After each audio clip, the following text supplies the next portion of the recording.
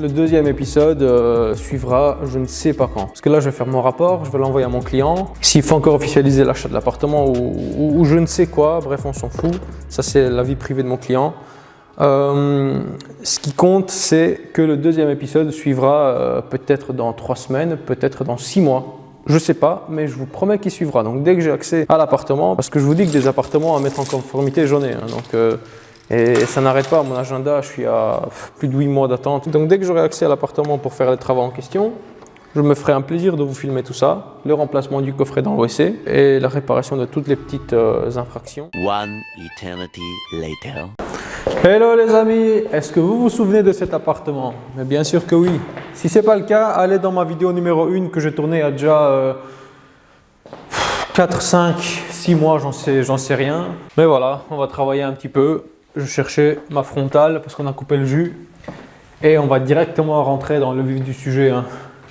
Comme ça, je vous raconterai des trucs en travaillant et on gagne du temps. Bon. Je place l'appareil sur le trépied, je m'équipe et je suis à vous, c'est parti.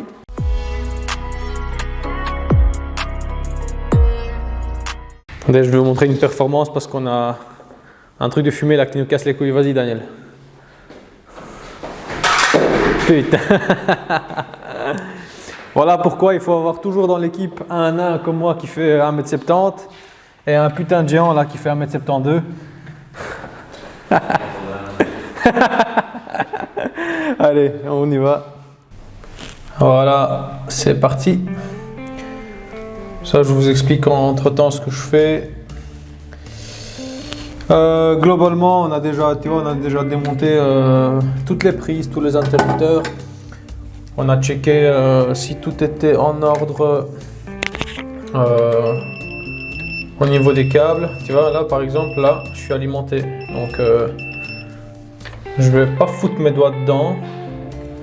Je vais pas foutre mes doigts dedans parce que je risque de prendre un jus. Donc je vais descendre à la cave, couper le général. Ou même pas. On va faire un court-circuit, ça va être plus facile. Voilà. Bon, par contre, faites pas ça. Hein, faut pas faire tout comme moi. Moi, si je le fais en même temps, c'est pour gagner du temps et je sais que c'est safe. Donc il n'y a pas de problème. Tu vois, maintenant, voilà. Il n'y a plus de courant, d'où mes tournevis non isolés parce que là, du coup, vraiment, je suis plus sous tension du tout.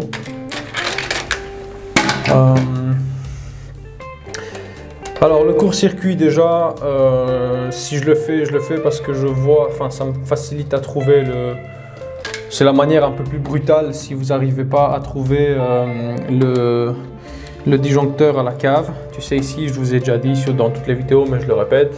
On n'a pas de différentiel 500 mA, on n'a rien. La rue nous envoie directement le jus dans la maison. On a juste un petit coffret à la cave avec un disjoncteur normal, avec un minimum de protection, mais qui n'offre pas de protection différentielle. Et donc, quand c'est comme ça, je suis dans un bâtiment de plusieurs étages, 5, 6, 7, 10 étages, et que j'ai juste des clés en disant allez hop là, mets ça en conformité. Sans aucune indication. Alors pour trouver le compteur, ou bien tu demandes à ton collègue de brancher sur l'installation une machine qui consomme 1000, 2000, 3000 watts. Tu lui demandes de la faire tourner et tu essaies de vérifier tous les compteurs à la cave pour voir celui qui tourne. Et puis voilà, vous vous synchronisez, hein, vous lui dites d'éteindre, d'allumer, d'éteindre et vous voyez bien si le compteur réagit selon vos consignes, bah, c'est que c'est le bon. Ou bien vous faites la manière la plus brutale, hein, c'est que vous faites un court-circuit. J'ai même envie de vous dire, j'ai même envie de vous déconseiller de faire ça parce que vous pourrez abîmer quelque chose. Bon, ici moi ça risque rien, sachant que je refais tout en neuf depuis la cave, tu vois. Donc même si j'abîme un disjoncteur et que à cause du court-circuit, bah, il s'abîme définitivement, c'est pas un souci, sachant que je vais le changer. Donc voilà, c'est peut-être une technique que je vais vous déconseiller, mais si vous êtes dans la configuration ici comme moi où vous changez tout, bah, sachez que c'est une possibilité. Hein. Juste si vous le faites, faites-le avec un minimum de précaution, mais encore une fois, je vous fais confiance et j'estime avoir une communauté assez adulte pour pas faire n'importe quoi. Bon, je suis désolé si la lumière est pas top, mais là, oh, regardez-moi ce magnifique pontage. En fait, c'est un Donc un fil. Ben, quelque part c'est artistique, hein. C'est un fil qui a été dénudé avec des vagues. Allez, why not? Du coup, ça c'est la colonne qui arrive directement de la cave. Ça vient directement de la cave. Donc on va dénuder et refaire ça proprement. Et c'est du 2,5. 2,5 un peu faible, mais bon, la cuisine est sur un autre coffret qui est alimenté en 4 mm². Donc voilà, ici on aura 2 coffrets. Du coup ça on peut totalement démonter. Alors tant que je suis là, je vous explique aussi pourquoi ça a mis tant de temps, pourquoi j'ai mis tant de temps à faire ce chantier et pourquoi l'épisode 2 a mis tant de temps à sortir. En fait c'est simple, c'est juste mon client qui n'arrivait pas à se décider ce qu'il faisait, ce qu'il faisait pas. Un coup on est parti pour, il voulait me demander de changer toute la cuisine, un coup il voulait me demander d'abattre des murs et de refaire le parquet, un coup... Et puis voilà, hier on s'est mis d'accord pour... et je lui ai dit que moi je ne pouvais pas... Enfin je ne pouvais pas prendre cette charge de travail, sachant que j'ai déjà des devis signés. Je peux absolument pas commencer à prendre pour 3 mois de boulot, même s'il y a un budget de 40, 50, 60 000 euros, ça on s'en fout, c'est pas l'argent qui m'intéresse. Ce que je veux d'abord c'est de respecter les délais de mes chantiers, tu vois. Donc si j'ai promis à un client de terminer pour telle date, je ne vais pas prendre un chantier en plus pour commencer à foutre le bordel dans mon organisation, tu vois. Donc c'est pour ça que ça a mis autant de temps, parce que bon, déjà en plus j'étais sur la rénovation de la banque, 3e épisode que j'ai toujours pas sorti. Ça va venir les gars, ne vous inquiétez pas. J'ai rénové un appartement, celui que vous avez vu sur la présentation du Dremel. Et maintenant voilà, j'attaque celui-là pour terminer. Concrètement, comment je vais m'organiser ici? On vérifie tout, hein. J'ai fait l'isolement de l'installation, l'isolement est bon. Ça, si j'ai bonne mémoire, je l'ai même fait au courant de la première vidéo. Donc l'isolement est bon, la terre est bien. Maintenant, je vais changer ce coffret-là par un petit coffret apparent. Un petit coffret apparent de combien de modules?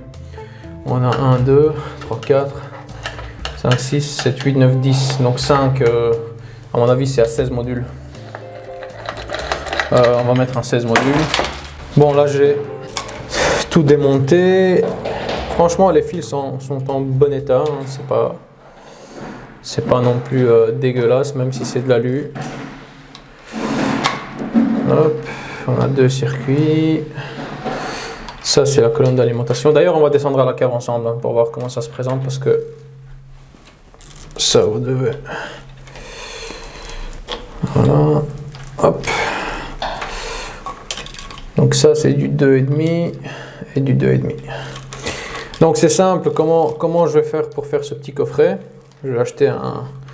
C'est ça, je vais le couper à ras du mur, à la feine. Tac, tac, tac, tac, tac. Je vais en acheter un autre pour le poser gentiment au-dessus. Et déjà, tu regardes les anciens disjoncteurs. Hein. On avait du 16 ampères, du 10 ampères, du 20 ampères. Moi, c'est simple. Hein. Je ne vais pas vraiment me faire chier là pour le coup. Je vais tout brider en 16 ampères. Alors, ce qui était en 10 ampères, je vais monter à 16. Ce qui était en 20, je vais descendre à 16. Voilà, comme c'est pas des nouvelles lignes, mais qui sont en bon état. Je préfère quand même envoyer du 16 partout, hein, plutôt que du 20. Du 10 ampères, ça me semble un peu faible. Pour moi, le 16 est très bien au vu de l'état. Tu sais, quand c'est de l'aluminium avec des espèces de tissu tressé, là, je suis pas à l'aise même pour envoyer du 16, quoi, tu vois. Mais là, on peut le faire. En tout cas, on peut faire le travail dans les règles de l'art. Et les règles de l'art, sachez que c'est pas juste une expression, c'est une définition qui se trouve dans le RGE. Hein, donc, règles de l'art, ça veut dire ce que ça veut dire. Je vous ferai peut-être une vidéo là-dessus. Ça peut être intéressant. Donc voilà, on va faire le travail dans les règles de l'art. Hop. Voilà. Ok, allez, je touche plus à ça. On a nos circuits. J'ai 1, 2, 3, 4, 5 circuits plus une alimentation. Sur ça, je vais directement alimenter mon peigne. Alors, comment on va faire, comment on va s'organiser? Moi, je touche plus à ça. Je vais maintenant tout de suite aller à la cave, tu vois, voir comment ça se présente à la cave, démonter ce qu'il faut démonter à la cave pour voir ce que je dois acheter. Et mon collègue, entre-temps, tu vois, il commence à placer toutes les prises. Il commence à changer tous les appareils électriques, des appareils sans broche de terre, parce que vous avez bien vu sur le petit coffret là-bas qu'il n'y a pas de terre, tu vois. Regarde, appareil sans broche de terre, parce qu'il n'y a que la phase et le neutre, quoi. D'accord? Donc pas de broche. Dérogation existe, on est conforme. Comme quoi, ça facilite un peu de connaître le RGE. Et donc on va changer aussi tous les interrupteurs, tu vois. On a vraiment tout démonté, tout mis à nu, tout checké, tout testé, voir si l'état des fils est bon. Et oui, il est même très bon, même si c'est pas du cuivre, tu vois. Donc globalement, on sera bien, quoi. Alors concrètement pour l'organisation, là je vais laisser comme ça, donc dans le WC je vais laisser comme ça, où il y a le petit coffret. Il y a un coffret à la cuisine que j'ai ouvert et que j'ai checké de partout, tu vois, qui se trouve là. Ça c'est pas bon, hein. Là il faut mettre un grip terre, donc ça il faut enlever, il faut mettre un grip terre correct, parce que ça, même si vous pourrez accepter, moi j'aime pas du tout. Le coffret m'a l'air correct, j'ai pas vu de malfaçon réellement. La colonne d'alimentation elle est en 4 mm², donc bon, c'est peut-être pas on va peut-être pas exploiter le coffret à son maximum de potentiel, mais c'est déjà pas mal. Donc moi, on va descendre à la cave et on va voir comment se présentent les choses à la cave. Allez, à toutes.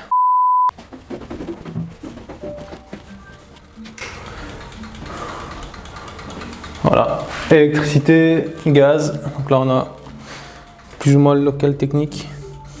Putain, ça pue la mort ici. Oh, dégueulasse. Là, on a un siphon en plein dans les égouts qui est ouvert.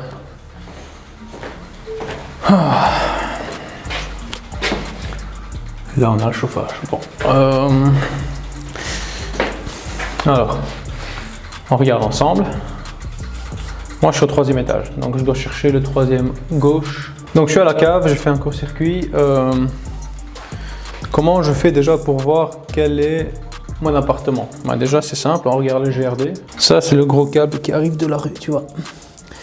Ça va là, hop. Et ça nous alimente nos coffrets. Et ça, c'est ce qu'on appelle le GRD, les coffrets gestionnaires du réseau de distribution. Tu vois, ça, c'est le seul disjoncteur qui met de protection, c'est ça. Ok, on n'a pas de différentiel. Donc, on regarde. Hop, il y en a un qui est baissé. Par contre, si celui qui est baissé, il est de 6 ampères. Pourquoi on a si peu de puissance? Ok, bon, on regardera. On regarde. Ok. A priori, le seul qui est baissé, c'est celui-là. On va suivre le câble. Donc, qu'est-ce qu'on a ici? Voilà, ça monte. Ça va là. Ça va là.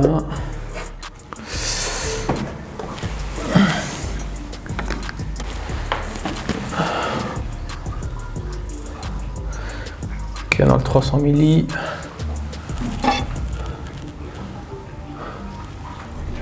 Ok. Et on a un câble qui sort.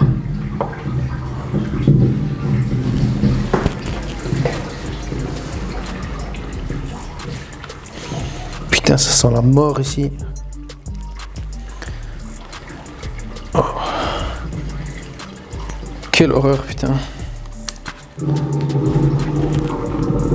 Attends. Regarde-moi ça. Quel bordel, j'ai jamais vu ça de ma vie. Bon, c'est pas grave.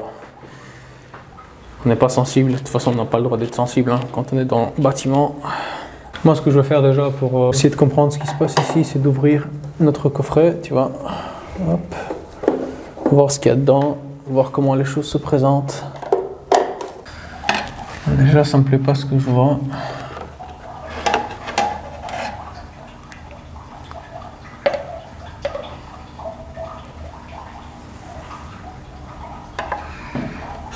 On voit la colonne. La colonne colonne qui monte là et qui m'alimente le coffret dans la cuisine. Bon, ça va. Tu vois, ça va. Par contre... Putain, mais c'est quoi? C'est des égouts? C'est quoi ce bordel ici? Putain de merde. Oh, quelle horreur. Donc, ouais, là je vois que des colonnes ont été changées.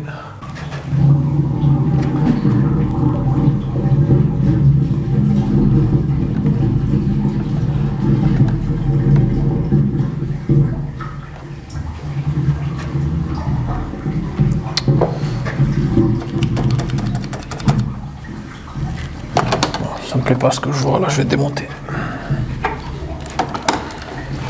Ça me plaît pas.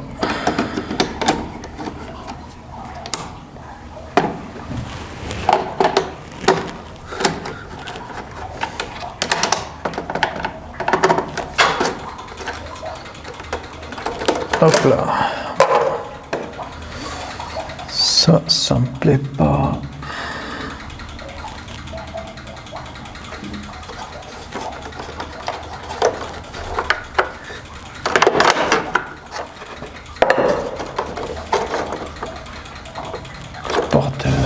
Pourquoi ils envoient du 2,5? Ok, ça c'est le câble qui arrive dans le coffret. Ça c'est le rouge là qui arrive dans le coffret dans le WC qui est coupé. Ça d'accord. On a un jaune, un vert, un bleu. Ça correspond bien à ce qu'on a en haut.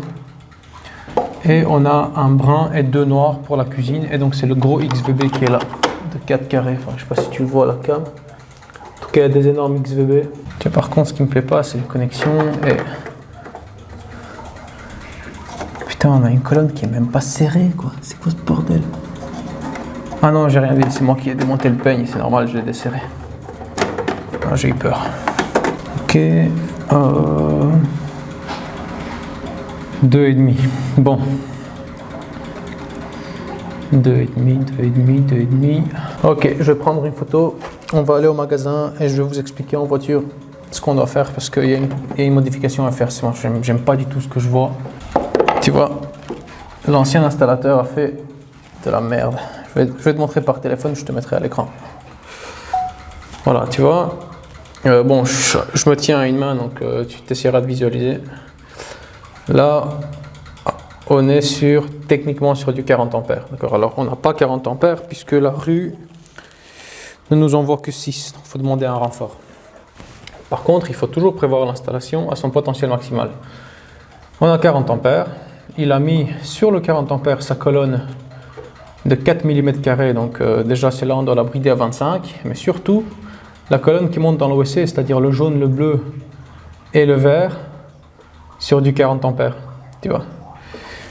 Alors qu'on est sur du 2,5 et là ça doit être bridé à 20. Donc ça clairement ça va pas.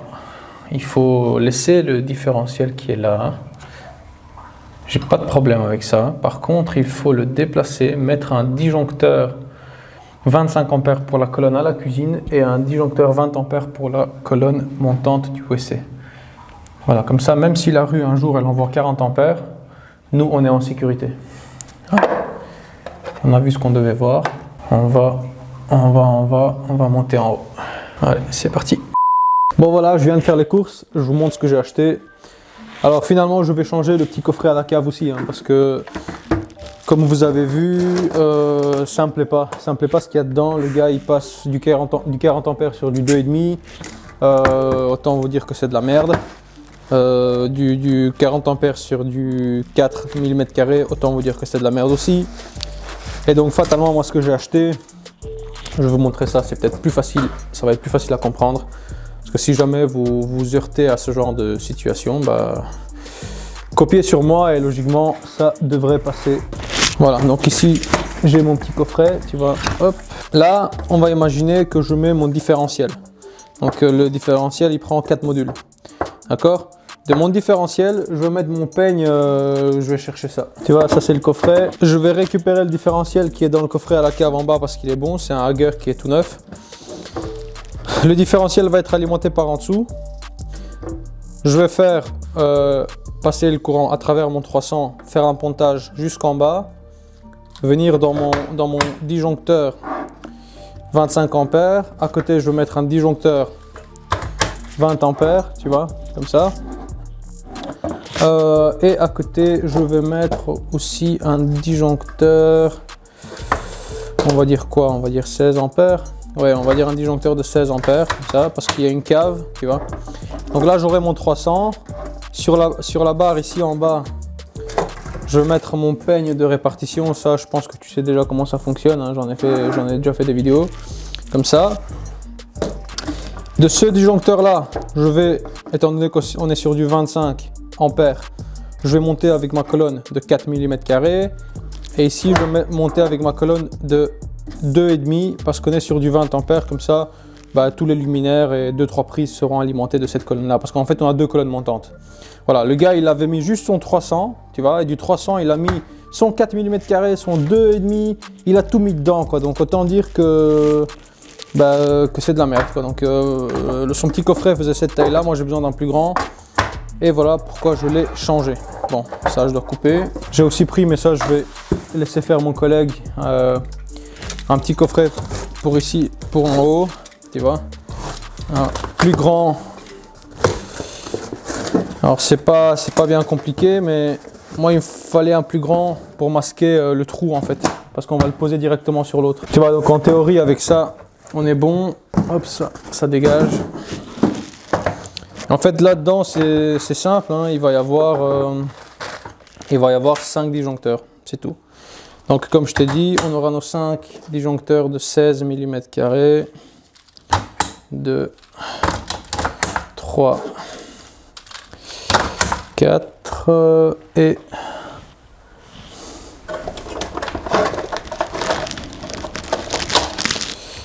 5. Voilà. Je vais les centrer, tu vois. Ok, je vais devoir couper un petit peu dedans, mais ça c'est pas bien grave. Alors, le coffret peut paraître grand pour le nombre de disjoncteurs, mais vraiment il y a un trou dans le mur et le client ne veut pas faire de frais pour commencer à réparer, donc on va mettre un peu plus grand pour pouvoir s'attacher dans le mur et en même temps le poser sur l'ancien coffret, tu vois.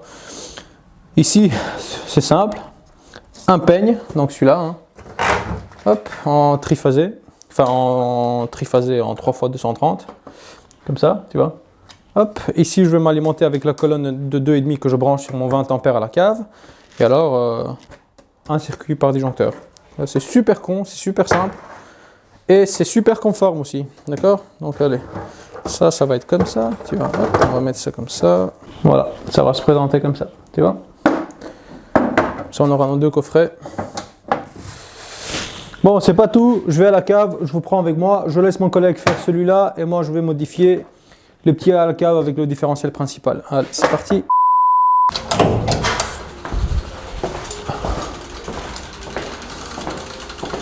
Tu vois, ça c'est mon coffret. J'ai démonté celui du voisin parce que je dois le déplacer un peu pour faire entrer celui que je viens d'acheter, tu vois, parce que là il passe pas. Allez, on fait ça tout de suite.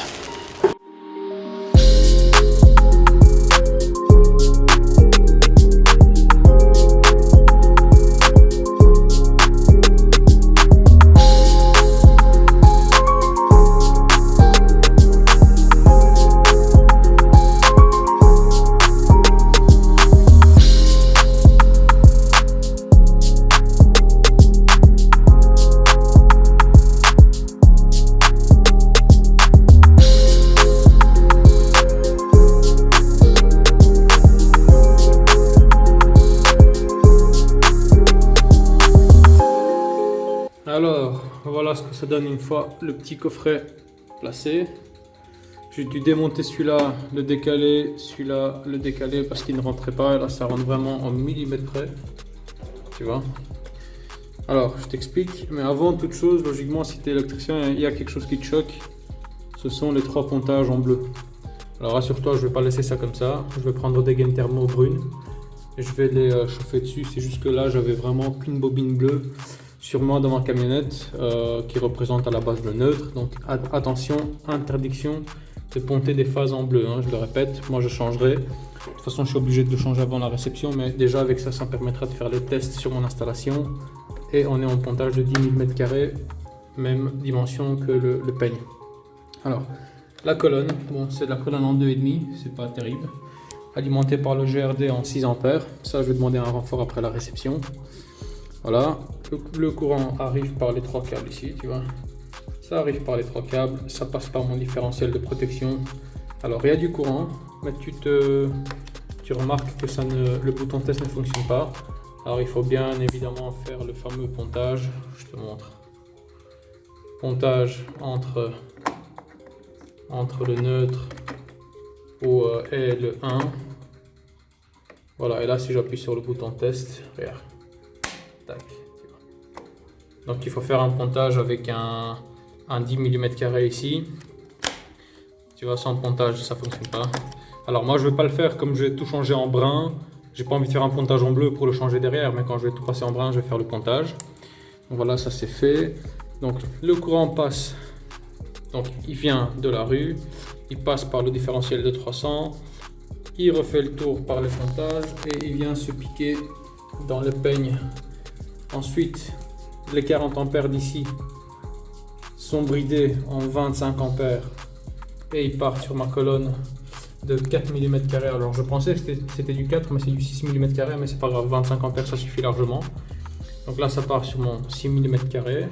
Ensuite le 40 ampères qui est là, il continue, il remonte, il se bride en 20, il part sur mon 2,5 pour le petit coffret dans l'OC. Et ensuite le 40 ampères continue là et il monte, il se bride en 16 pour mon 1,5 dans la cave. Et voilà. Tu vois. Bon allez, on monte en haut. Bon, comme tu peux voir, j'ai disqué proprement, tu vois. Tac, tac, tac, tac, tout ce qui dépassait. Et j'ai acheté un tout petit peu plus grand, comme ça, je peux le poser dessus. Donc avant de faire ça, je vais juste vérifier ici. Hop.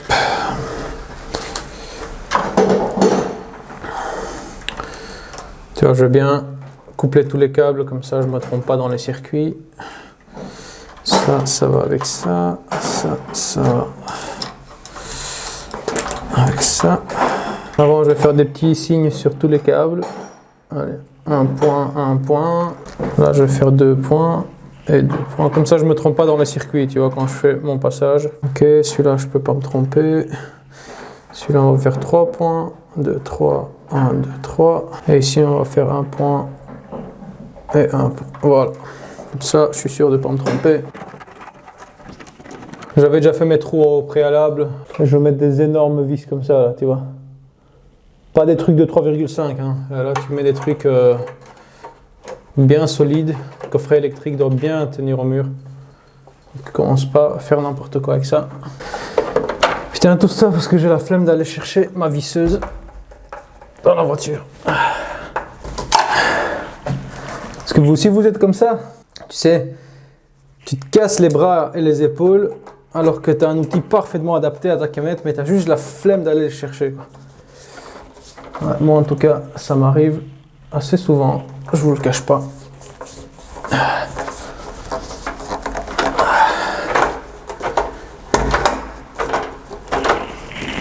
Oh putain. Ouh. Hop. Alors, comment on fait? Maintenant que ça c'est bien fixé, tu vois vraiment, là, évidemment je vais venir fixer ma barre avec les disjoncteurs que j'avais déjà préparé au préalable, tu vois. Voilà, 1, 2, 3, 4, 5 disjoncteurs. Hop, et je vais les connecter par en haut. Si tu as déjà vu des vidéos sur ma chaîne, tu sais que sur la marque Hager, on sait mettre le peigne que en bas. On n'a même pas le choix en fait. Et une fois que tout est connecté, tu peux remettre le courant et tu es tranquille. Alors je répète pour ce coffret électrique, tu ne vois pas de différentiel ici, c'est normal. Hein, c'est parce que je n'ai pas besoin de 30 mA, sachant qu'on est que sur des circuits de chambre et des circuits de luminaire. Donc ça peut être mis sur du 300. Et mon différentiel de 300 se trouve à la cave, donc je suis protégé par un 300. C'est pas parce que tu vois pas de différentiel dans ce coffret là qu'il n'y en a pas. Je te rappelle que ce câble là, tu vois, les 4 ici, C'est la colonne qui part directement dans mon coffret à la cave et que j'ai bridé en 20 ampères puisqu'on est sur du 2,5. Et ce bridage là passe déjà par un différentiel de 300. Voilà, comme ça tu sais tout. Alors je répète qu'ici on est sur une installation 3x230 sans neutre. Donc on n'a pas de neutre, on est sur 3 phases. Je l'ai déjà expliqué dans d'autres vidéos que je t'invite à regarder. Je ne vais pas te refaire à chaque fois le même speech dans chaque vidéo. On va mettre ça ici. Placement de produit Caprisonne. Oh putain, ça coule dans le coffret. Merde. Ben, on branche les 3 phases. Tu vois, moi j'ai mis mon peigne ici vraiment juste pour te dire que... Comme ça tu vois bien ce que je fais. Je refais la remarque, mais attention, quand tu fais tes dénudages, bien faire attention que le plastique ne rentre pas dans ton disjoncteur, tu vois. Comme ça, quand tu serres ta vis, eh ben, elle va vraiment venir faire contact avec le cuivre ou dans ce cas l'aluminium. Sinon, tu risques d'avoir des problèmes. Allez, hop là, ça va là, ça va là, et comme ça. Voilà, je peux mettre mon peigne. Le bleu, il est un peu court, mais il rentre de justesse, juste qu'il faut, parce que je suis pas trop fan de commencer à prolonger. On est sur de l'ancien. Ah merde, on est sur de l'ancien. Eh bien, il faut l'assumer. Hein. Faut pas commencer à faire des cache-misères. Faut pas commencer à prolonger là de derrière avec des hogos pour sortir avec du cuivre, machin. Non, non, non. Faut pas faire du cache-misère. Faut assumer. Hein. Quand c'est de l'ancien, on assume totalement. Comme ça, un jour, tu as peut-être un électricien qui va tomber là-dedans. Bah, il ne sera pas biaisé, quoi. Il va avoir des nouveaux fils tout neufs, mais en fait, ils sont neufs que sur 20 cm, quoi, tu vois. On a de l'ancien, on garde l'ancien apparent. Comme ça, on ne risque pas d'induire qui que ce soit en erreur. Du moment que l'isolement est bon, il n'y a pas de problème, tu vois. Mais voilà, moi, je suis vraiment contre les cache-misères. Donc, je connecte ça. Je suis vraiment juste à un niveau câble, mais ça va aller. Tu vois, le bleu, il est tendu, mais bon, tant pis. Hein. Là, comme je le dis souvent, on est sur du vrai. Hein. Là, on est sur l'immersion sur le terrain. Donc, les cours d'électricité, je veux bien que tout est beau, tout est clean. On met ça bien sur une planche d'MDF avec des câbles qui sont tout neufs. Aller connecter le point A au point B, enfin, ça c'est un jeu d'enfant, tu vois. Une fois sur le terrain, tu te rends très très vite compte que bah, la réalité du terrain est tout autre. Tu peux pas faire des trucs tout le temps, des belles boucles, des belles courbes. Des fois, la longueur des fils ne te le permet pas, tu vois. Donc il faut le savoir. Hein. La réalité du terrain est toujours très très différente de ce qu'on apprend à l'école. Daniel, ouais. Tu peux aller s'il te plaît remonter le disjoncteur à la cave. Tu vois, il y a un logo Adneo sur le petit coffret. Ah, c'est bon, il l'a fait. Alors, je te montre. Tu vois? Ah, tu vois pas. Voilà, tu vois, 230. Peu importe que je prenne le L1 avec le L2, j'ai 230. Que je prenne le L3 avec le L2, j'ai 230. Ou que je prenne le L1 avec le L3, j'ai 230. Donc on est sur du 3 x 230. Là, à 100% des cas, je vais avoir quelqu'un dans les commentaires qui va me dire « Ouais, tu es sous tension et tu travailles avec des tournevis non isolés. Donc, serais-tu suicidaire ?» Voilà, tu vois. Non, non, je ne suis pas suicidaire, hein, rassurez-vous. J'ai pas envie de mourir jeune. Par contre, je vais vous montrer quelque chose. Encore une fois, moi je compte sur vous. Hein. Comme je le dis tout le temps, j'ai vraiment une communauté enfin, je considère que vous êtes adulte et responsable. Donc je suis sous tension, hein, je fais aucun cut. Regardez bien. Je suis sous tension là, je suis sous tension là. Bref, sur toute la barrette, je suis sous tension. D'accord?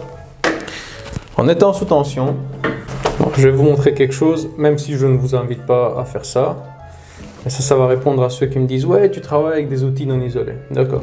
Et tu vas voir quand je te dis que je crains rien, je dis pas de la merde. 230, 230. Alors là, il n'y aura pas 230 parce qu'on est sur le pontage du L1. 230, 230 et ainsi de suite. Donc je fais pas de cut entre temps.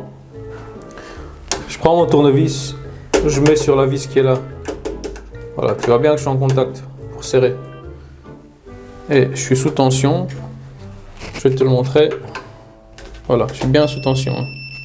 Tu vois, je suis bien sous tension et je peux prendre le tournevis sans problème, que je le mette sur le L1, que je le mette sur le L2. Là, je suis sur le métal. Que je le mette sur le L3.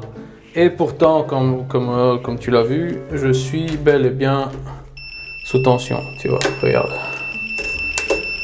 Voilà, donc rassurez-vous, hein, pour ceux qui ont peur pour moi en disant ouais, tu donnes le mauvais exemple, machin, mais je donne le mauvais exemple de rien du tout. Là, je suis sous tension. Tu vois, je te le remonte, hein, au cas où. Tu vois bien que je suis sous tension. Tu vois, hop, regarde, 230.